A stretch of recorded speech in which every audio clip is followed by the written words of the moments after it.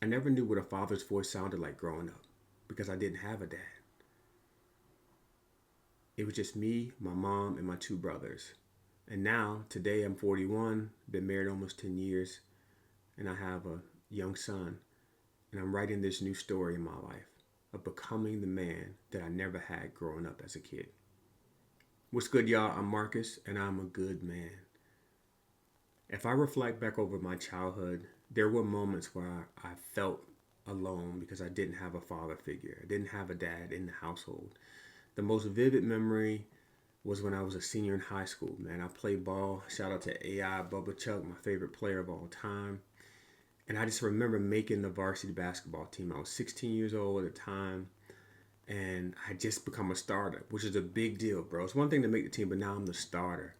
And so it's Friday night, varsity basketball, home game. They called my name. I go through the starting line. I'm dapping everybody up. Yeah. And we get ready for jump ball. And I glance to my left and I glanced to my right. My dad wasn't there. My mom was working two jobs, so she couldn't show up.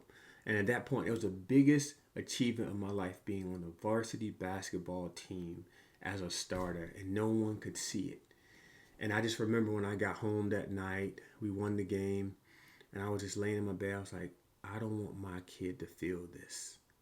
The way I feel, the loneliness, to being able to see all the other families after the game coming together, and I'm just trying to get a ride home.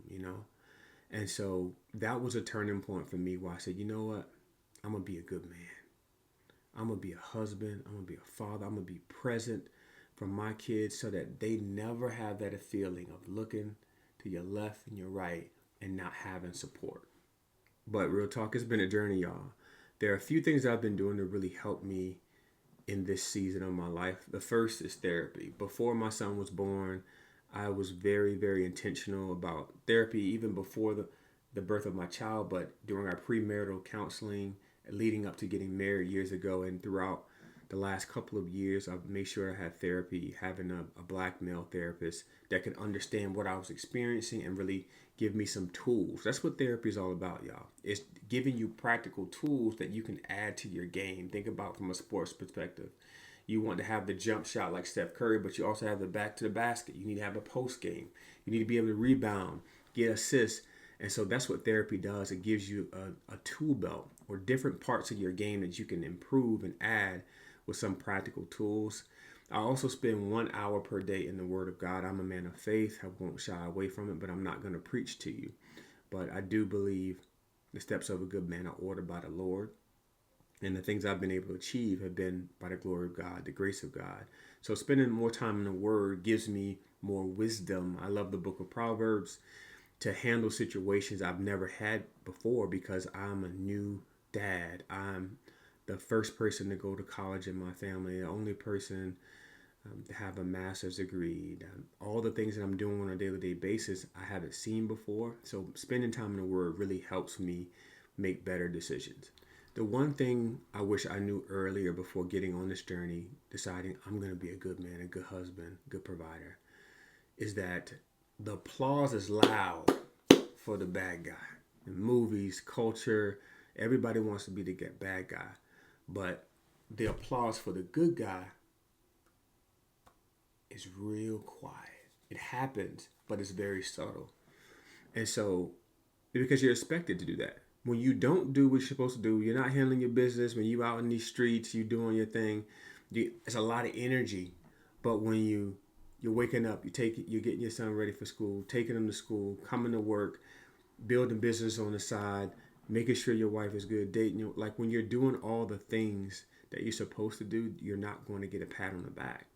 And so what I would encourage you to do, brother, and what I've just learned recently is create your own internal scoreboard.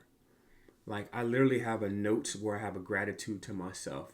Things that I know I'm doing, how I'm holding it down and giving myself credit, having more self-love, self-compassion, talking to myself with kindness, and just adding that to my game because I think Kurt Franklin said it recently on one of his Den of Kings podcasts on YouTube. Highly recommend you check it out. There may not be a lot of praise, but as long as God knows what you're doing and you know how you're holding it down, that's the scoreboard you got to check, bro.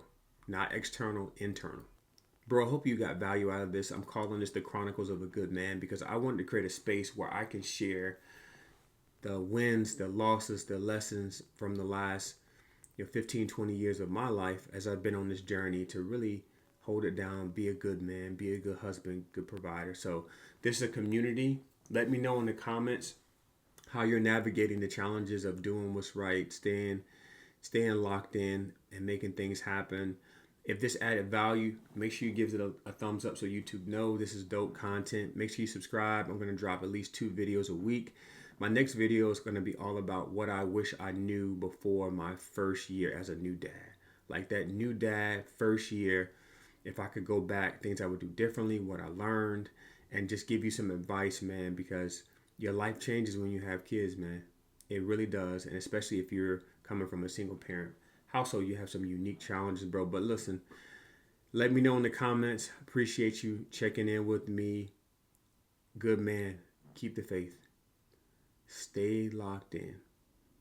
Make sure you have the internal self-talk and keep score of the things that you're doing. An internal scoreboard so you know what? I'm putting in the work.